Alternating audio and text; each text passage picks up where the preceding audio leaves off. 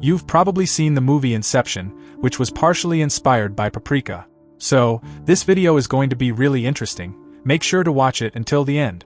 In the opening scene of the film, we see a circus setting. Here, a man talks to a girl dressed in a jester costume, who tells him that he has arrived. She warns him to be careful because a magician on stage is keeping an eye on him. However, the man reassures her that the magician is his friend and won't harm him.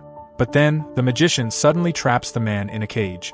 The jester girl helps him escape, and in the next scene, we see him in a Tarzan costume in the jungle. The scene changes again, and now they are in an elevator where someone tries to kill the man, but the girl saves him once more. They both find themselves on a movie set, and the man runs into a building where someone is murdered right in front of him, but he is unable to save them. As the environment around him begins to distort, the scene cuts off, revealing that the man is Detective Kanekawa, who is troubled by a recurring dream. This dream haunts him because it involves the detective failing to save someone, which ultimately led to their death. The girl accompanying the detective is Paprika, who is trying to help him by entering Kanekawa's dream. They both return to the present, where Paprika explains the device they use to share dreams. The device is called the DC Mini, designed specifically for psychotherapists. With this device, doctors can enter the patient's subconscious and observe their dreams. They can even replay the dream as a video to better understand and help the patient. However, this device is still in development and lacks some essential safety protocols. This is why Paprika is using the device illegally. Paprika then asks the detective why his friend imprisoned him in his dream. The detective admits he doesn't know why his friend would do that. He notices that the different scenes in his dream, like the circus, the Tarzan scene, and the murder, felt like parts of a movie. But the detective reveals that he doesn't actually enjoy watching movies. Before Paprika leaves, she gives him the address of a website where she'll provide counseling. In the next scene, we meet Atsuko Chiba, the head of the DC Mini project. She receives a call from the creator of the device, Dr. Takeda, who informs her that someone has stolen a DC Mini. Since the device lacks any safety protocols, it could be dangerous if it falls into the wrong hand. Dr. Takeda, along with Dr. Shima and Dr. Osanai, are all worried about the missing device. They head to their chairman, Dr. Seijiro, to discuss the issue.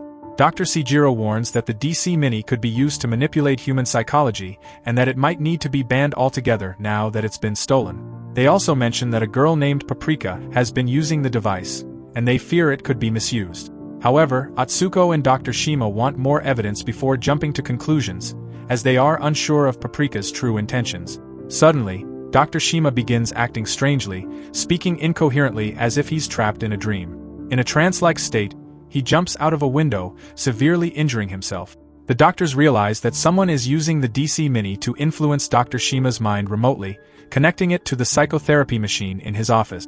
Atsuko, Dr. Takeda, and Dr. Osanai analyze Dr. Shima's dream and discover a parade of people transformed into robots and toys, all chanting phrases like Dr. Shima did earlier. Among them, they spot Dr. Himuro, who is Takeda's close friend and assistant. Takeda and Himuro first developed the DC Mini together to share dreams. Atsuko and Osanai suspect that Himuro might be behind the theft, possibly driven by jealousy of Takeda's genius. To investigate further, they visit Himuro's house. Inside, they find the same robots that appeared in Dr. Shima's dream, deepening their suspicions. Atsuko notices a doll from Dr. Shima's dream and sees it start to move. She follows it and suddenly sees Paprika's shadow, warning her not to continue. Ignoring the warning, Atsuko chases the doll and is pulled into the dream world. She finds herself in an amusement park and spots the doll behind a fence. Just as she's about to reach for it, in the real world, she's actually about to fall off a building. Thankfully, Dr. Osanai catches her just in time, bringing her back to reality. It's clear someone wanted to harm Atsuko, just as they did to Dr. Shima. The book explains that the more a person uses the DC Mini, the more they become attuned to it. Both Dr. Shima and Dr. Atsuko have used this machine multiple times, which allows someone to attack their dreams even without them being asleep. Dr. Shima's condition worsens in the hospital, so Paprika enters his dreams to save him. In the dream, Shima has transformed into a toy and become part of a parade, but Paprika manages to rescue him and bring him back to reality. After returning to the real world, Shima asks Dr. Atsuko to thank Paprika for saving him. It is then revealed that Paprika is actually Dr. Atsuko's dream persona, where she becomes a detective and helps people through psychotherapy. Meanwhile, we see Detective Kanekawa, who visits Paprika's website. Upon accessing the site, the detective experiences a dream where he finds himself in a hotel. This hotel is part of Paprika's dream world, where she invites him for drink.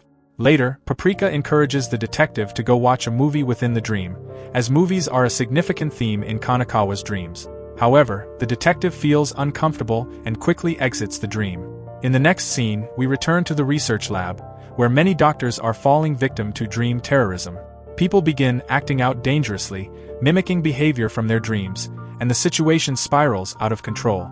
Amidst the chaos, the chairman decides to shut down the machines connected to the DC Mini in an attempt to stop the attack. Detective Kanekawa arrives at the lab to investigate, where he meets Atsuko. He soon realizes that Atsuko and Paprika are the same person. We also learn that Atsuko decided to help the detective because Shima and Kanekawa were friends. Takeda then tells Atsuko and Osanai about a children's park that he and Himuro used to visit. The three of them go there, and it turns out to be the same park Atsuko had seen in her dream. At the park, Atsuko spots the same doll she saw in both Shima's dream and her own. As she moves toward it, Himuro's body suddenly falls on her. It turns out that Himuro attempted to commit suicide by inserting a DC Mini into his own head. He was disturbed by his dreams, causing his mental state to deteriorate. To uncover the truth from Himuro, Takeda enters his dream, but soon discovers that someone else is controlling Himuro's subconscious. This person captures Takeda and turns him into a robot. Meanwhile, the detective also suddenly finds himself in a dream, where the same recurring scenario plays out. This time, he sees that the man who dies at the end of the dream is actually himself, realizing he shot himself. At the same time, Atsuko enters the dream world as Paprika to save Takeda and tries to bring him back to consciousness. However, she realizes that the DC Mini is causing chaos, intertwining the dreams of Kanekawa, Takeda, and others. She then enters Himuro's dream to uncover the truth, as he was the first victim of these attacks. While exploring Himuro's dream, Paprika notices something suspicious, a statue of Osanai, indicating that he might be involved in all this. As she investigates further, a strange creature suddenly attacks Paprika. She quickly asks Dr. Shima to wake Atsuko up in the real world. Dr. Shima, who is monitoring Atsuko's dream, manages to bring her back to consciousness. In the next scene, we see Shima and Dr. Atsuko in a car. Atsuko explains that someone has manipulated Himuro's subconscious, filling his mind with chaotic dreams, which led to his suicide attempt. Himuro is currently under the control of that person, and Takeda is also trapped by them. On the other hand, we see the detective revisiting the same website where he first encountered Paprika. In his dream, the setting resembles a movie taking place in a hotel. A waiter asks him about it, and the detective reveals that, as a child, he and his best friend dreamed of becoming filmmakers. They even shot a movie together, but the detective didn't fully trust his friend, leading him to abandon their dream halfway through. His friend, however, pursued their passion by enrolling in film school to make their dream a reality. Tragically, his friend passed away due to an illness. This is why the detective still sees movies in his dreams. Meanwhile, Atsuko enters a mansion alongside Dr. Shima. The chairman emerges from the mansion and confesses that he is the mastermind behind everything. He reveals that he wants to protect human dreams, believing that inventions like the DC Mini will strip the world of imagination. That's why he stole the device and began targeting those involved with it. The chairman is so delusional that he wants to keep the real world and the dream world separate. It turns out that Osanai is also working with the chairman. At this moment, Atsuko realizes that she never truly woke up. She's still trapped in the dreams of Himuro, the detective, and Takeda, while Shima is still trying to wake her up. In the dream, the chairman chases Paprika, but Osanai intervenes and saves her. He reveals that he's in love with Atsuko and is willing to do anything to possess her. He then tries to peel off Paprika's dream persona in an attempt to assault her, but just in time, the detective arrives to save her. In this scene, Osanai tries to kill the detective, pushing him to the point where he nearly recreates the moment in his dream where he kills himself. However, this time, the detective sees his friend, who encourages him to face his fears. The detective finally confronts his fear and, instead of harming himself, kills Osanai.